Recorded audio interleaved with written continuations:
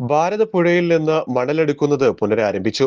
മണലെടുപ്പിലൂടെ ഇതുവരെ മാത്രം സർക്കാരിന് ലഭിച്ചത് 75 കോടി രൂപ.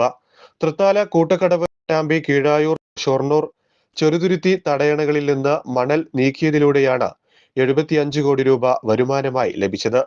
കൂട്ടക്കടവ്, കീഴായൂർ തടയണകളിൽ നിന്നായി 45 കോടിയോളം രൂപ ലഭിച്ചു. ചെറുതുരുത്തി തടയണയിൽ നിന്ന് മാത്രം ലഭിച്ചത് 30 കോടിയിലേറെ രൂപയാണ്.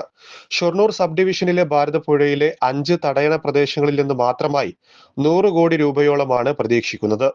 ടെൻഡറുകളിലൂടെ തെരഞ്ഞെടുക്കപ്പെട്ട സ്വകാര്യ കമ്പനികളാണ് മണലും എക്കലും മറ്റും വേർതിരിച്ച് ശുദ്ധീകരിച്ച പുഴമണൽ വിപണിയിലെത്തിക്കുന്നത്. ഒരു അടി മണലിന് 90 രൂപ നിരക്കിലാണ് വിൽപ്പന. പുഴയിൽ പ്രത്യേക മോട്ടോറുകൾ ഉപയോഗിച്ച് മണൽ വേർതിരിച്ചാണ് ശുദ്ധീകരിക്കുന്നത്. തടയണയിലെ മണലും എക്കലും നീക്കം ചെയ്ത് ജലസംഭരണ ശേഷി വർദ്ധിപ്പിക്കുകയാണ് ലക്ഷ്യം.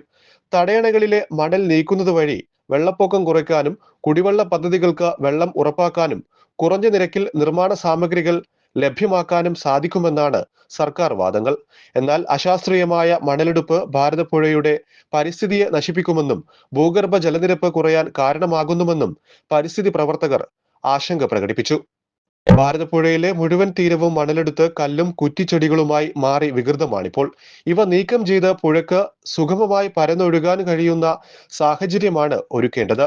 പ്രളയത്തിൽ മണൽ അടിയുകയും പുഴയുടെ ആഴം കുറഞ്ഞെന്നുമുള്ള പരാതി ഉയർന്നിരുന്നു. ഇതാണ് പ്രളയത്തിൽ വെള്ളം കയറാൻ കാരണമെന്നാണ് മറ്റൊരു വാദം.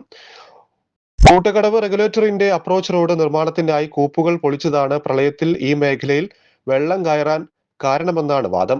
തകർന്നു കിടക്കുന്ന കൂപ്പുകൾ പുനഃസ്ഥാപിക്കാൻ കരാറുകാരോ സർക്കാരോ ഇതുവരെ തയ്യാറായിട്ടില്ല.